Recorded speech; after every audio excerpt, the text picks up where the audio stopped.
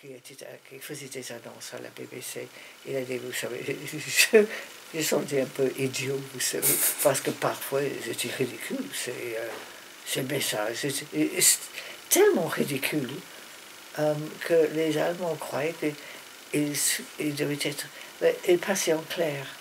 Alors les Allemands pensaient qu'il devait s'agir d'un code très sophistiqué. Et ils avaient passé des heures à essayer de le décoder, mais on ne peut pas décoder quelque chose qui n'a pas été décodé, mais qui n'a pas été codé au début. Mais ils ne pouvaient pas imaginer, ils n'ont pas beaucoup d'humour, les Allemands, qu'on pouvait passer des messages aussi bêtes. Par exemple, le chèvre de la voisine a mangé le caleçon de grand-père. Oui.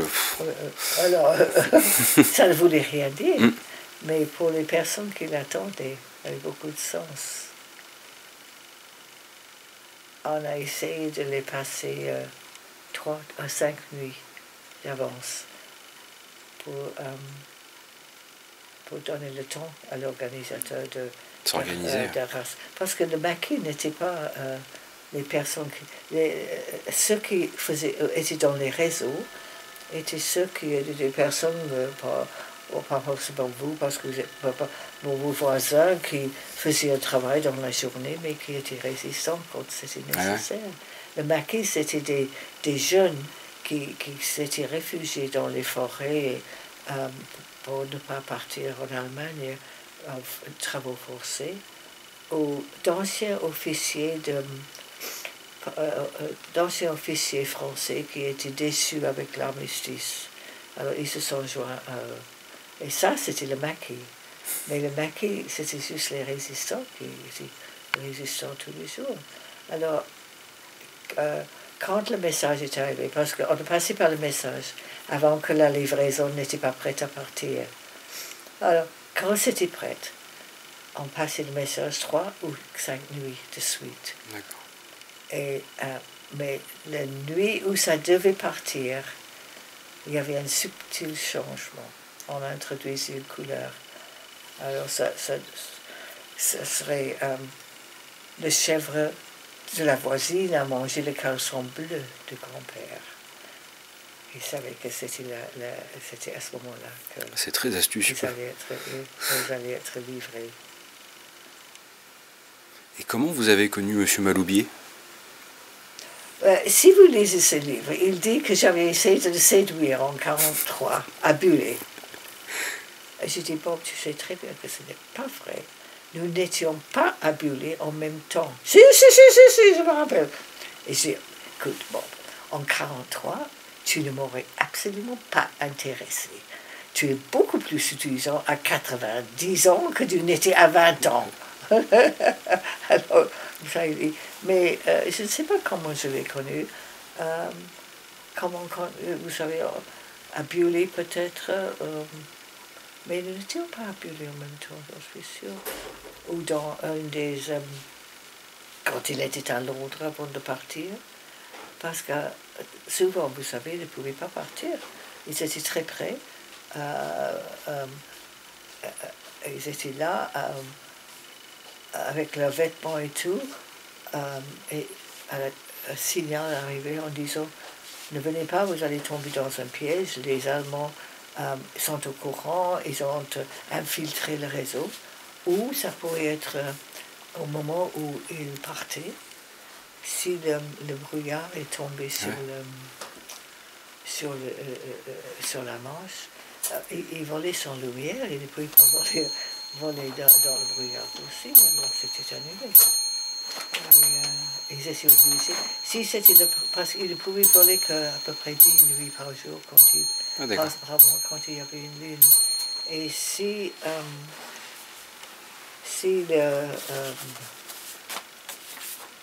la première nuit de la lune, on appelait ça, et on les appelait the Moonlight Squadron, parce que si c'était la première nuit de la lune, on les cachait dans un manoir à côté, on essayait le lendemain. Mais si c'était la dernière nuit de la lune, il n'y avait rien à faire. Il fallait qu'ils rentrent à Londres et se patienter 3 semaines. Ah, d'accord. C'était très dur pour eux.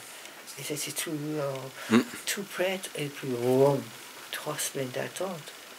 Et c'est à ce moment-là, j'espère que nous étions utiles parce qu'ils ne pouvaient pas parler à qui que ce soit. C'était pas possible. On leur disait de ne même pas partager avec leurs épouses ce qu'ils faisaient. Je suis sûre que la plupart le faisaient.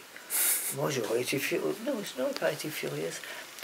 Ça m'aurait fait de la peine si mon mari ne m'avait pas dit, parce que, après tout, quelle femme qui aime son mari aurait bavardé même à son vieil meilleur ami, sachant qu'elle mettait sa vie en danger.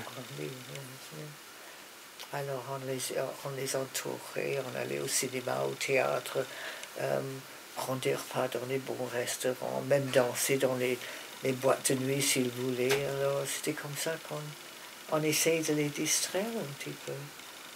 Et c'était peut-être parce que Bob était, il était très gai, très gai. Il était membre d'un nightclub à Knightsbridge. Ah bon?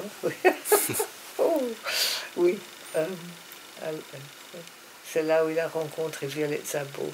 Et moi, je croyais que c'était plus que simple amitié. Mais pas du tout. C'était une simple amitié entre ces deux-là. Et ils ont été parachutés ensemble.